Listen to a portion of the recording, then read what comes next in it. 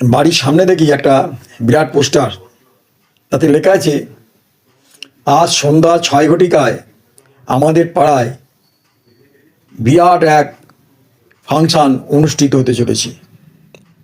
ও তারপর আরও লেখা আছে বাচ্চারা অ্যালাও নয়, 40 ঊর্ধ্বে সবাই অ্যালাও, প্রবেশ মূল্য ফ্রি, তবে হ্যাঁ ঢুকিবার সময় মেটাল ডিটেক্টর দিয়ে চেক করা হবে। গিন্নিকে বললাম, গিন্নি দেখো আজকে খুব ভালো ফাংশন হবে, চলো চলো, এই ঠান্ডায় ভালোই জমবে। তারপর সন্ধেবেলা আমরা গিয়ে ঢুকলাম, আমাদের আসন দখল করলাম। তারপরে দেখলাম একজন গান গাইতে শুরু করলো, ধরো আমায় ছিঁড়ো না, হাতে হাত রাখো না। আমি তাড়াতাড়ি পাশে বসে গিন্নিকে ধরতে গেলাম।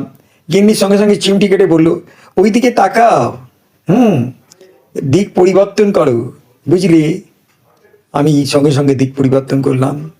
তারপরে দেখলাম একজন নাচতে আরম্ভ করলো। ওরে বাবা, কি নাচ রে ভাই, মনে হচ্ছে এই মঞ্চরঞ্চ ভেঙে দেবে। আরে মনে হচ্ছে আমি ভুল করে সার্কাসে ঢুকিনি তো। বাবা দেখি পাশে কোনো জন্তু নেই তো। ওরে বাবা। আচ্ছা, তারপরে দেখলাম শেষ নাটক শুরু হলো। একজন মহিলা কণ্ঠে ডায়লগ দিচ্ছি, ওগো আমার মাস শাশুড়ি, কিনে দাও আমায় রেশমি চুড়ি। ও হো, কি অসাধারণ।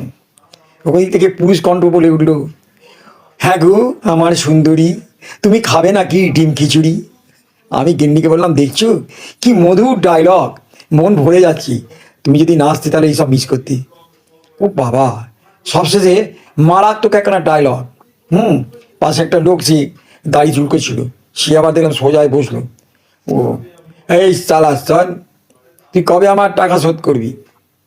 পাশে সে বলে উঠছে, এই কিছু মনে করিস না, আমি তোর টাকা তুলসি দেবো, আমি কালকেই শোধ দিয়ে দেবো। কালকে আমার চোখে তুলসী পাতা পড়বে তো আমি চলে যাবো শ্মশানে।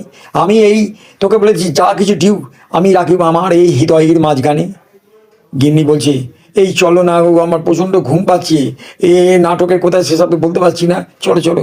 আমি বললাম, হ্যাঁ ওই দেখো ওই পাশের লোকটা চেকে মেকে উঠে, হ্যাঁ শালটা ঝাড়তে ঝাড়তে চলে যাচ্ছে, চলো আমরাও যাই। বাপ রে বাপ, কি নাটক রে ভাই।